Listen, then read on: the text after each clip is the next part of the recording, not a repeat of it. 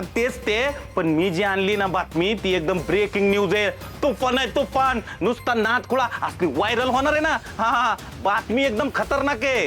ए सांगतो का देऊ रट्टा आता तुला? नाही नाही आप्पा सांगतो की. म्हणजे काय झालं, मी आत्ता जामकर साहेबांकडे गेलो होतो पोलीस स्टेशनला. तिथं जाऊन मी लाली वहिनीच्या केस संदर्भात जामकर साहेबांना भेटलो. त्यांनी मला सांगितलं त्या युगंधर वकीलनी ज्या फार्म हाऊस मध्ये वहिनींना डांबून ठेवलं होतं तिथलं सीसीटीव्ही फुटेज गावलंय.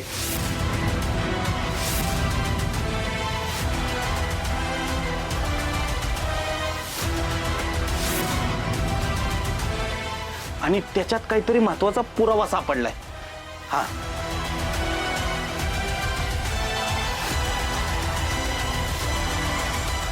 बाई, म्हणजे त्या वकिलाला लालीने कसं मारलं हे समजणार आहे का त्याच्यामध्ये?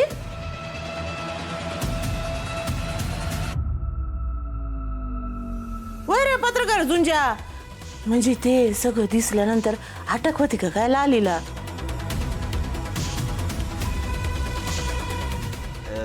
नाही ते काय मला माहित नाही. जेवढं माहिती तेवढं सांगितलं, बाकी येतो मी. लावा ताकद. हं, अर्धवट बातम्या देणारा अर्धवट पत्रकार नी. बाई बिचारी लालीजी, होय ना हो. आप्पा आलो मी.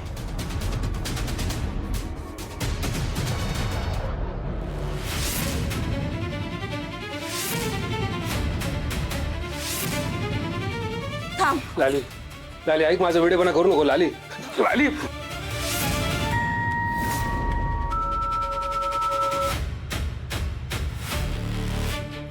आर्याला मारलंस, माधुरीला मारलंस, तसंच या युगंधर प्रतापचा पण काटा काढला ना. गोडाऊनमधनं पळून गेली, कुठंतरी जाऊन लपून बसली. अचानक एक एक पुराव्यातच जामकर समोर आले.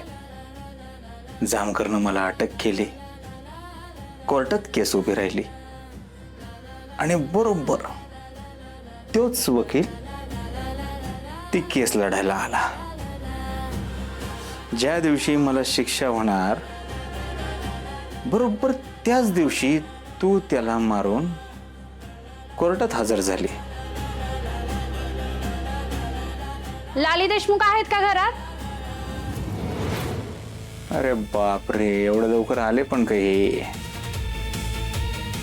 आर्याला मारताना, माधुरीला मारताना कुठलाच पुरावा मागे राहणार नाही याची काळजी घेतली होती ना. आता राहिलाय पुरावा.